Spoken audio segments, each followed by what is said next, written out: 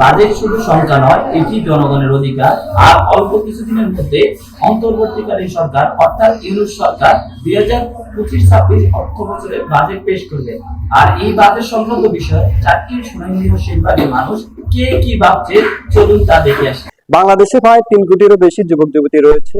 দক্ষতার অভাব আর বেকারত্বের কারণে দিন দিন অনিশ্চিত ভবিষ্যতের দিকে যাচ্ছে। সামনে জুন বাজেটে আমরা চাই একটি স্কিল ডেভেলপমেন্ট, কর্মসংস্থান এবং স্বল্প সুদে ঋণের ব্যবস্থার মাধ্যমে উদ্যোক্তা তৈরিকরণ থেকে শুরু করে একটি যুব বান্ধব বাংলাদেশ গড়ে তুলতে হবে, যার মাধ্যমে আমাদের দেশের উন্নয়ন সাধন হবে। বর্তমানে শিশু খাদ্যের দাম অনেক বেশি, সাধারণ মানুষ ক্রয় করার ক্ষমতা বাইরে। সরকারের কাছে একটাই আবেদন, যেন শিশু খাদ্যের দামটা কিছুটা কমানো হয়, সামনের বাজেটে যেন এটা সমনীয় মাত্রায় রাখা হয়।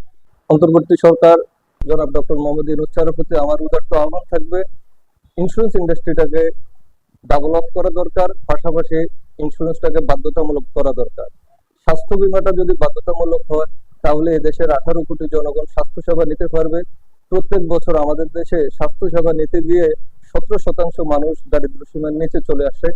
আমি অন্তর্বর্তী সরকারের প্রতি উদাত্ত আহ্বান রাখবো, এদেশে ইন্স্যুরেন্সটাকে উন্নত বিশ্বের মতো বাধ্যতামূলক করা দরকার।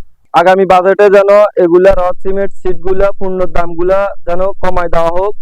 25-26 অর্থ বছরের জন্য যে এমন একটা বাজেট আমি চাই বা আমরা চাই, যে বাজেটে অনেক বেশি ঋণের বোঝা থাকবে না, আভ্যন্তরীণ আয় এবং বৈদেশিক যে ঋণ পাওয়া যাবে এটার সাথে সমন্বয় করে বাজেটটা যেন রূপকল্প বাজেট না হয়, বাস্তবতার নিরিখে 18 কোটি মানুষের প্রয়োজন অনুযায়ী একটা সুন্দর বাজেট হবে, এটাই আমরা প্রত্যাশা করি।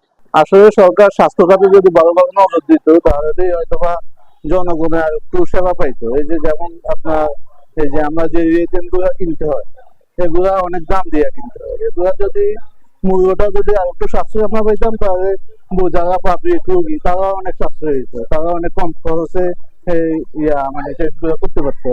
একটা বাজেট পেশ হবে ইনশাল্লাহ। আমি চাই এই বাজেটে, আগামী বাজেটে সরকার কৃষি খাতে বিপুল পরিমাণ ভর্তুকি দেওয়া হোক। কারণ হচ্ছে যে আমরা যে বীজ কিনতে হয়, সার কিনতে হয়, কীটনাশক কিনতে হয়, সেগুলা যদি দাম বৃদ্ধি হয় সেক্ষেত্রে সাধারণ কৃষক একেবারে মাঠে মারা অবস্থা হয়ে যায়, যার কারণে ফসলাদির দাম বেড়ে যায়।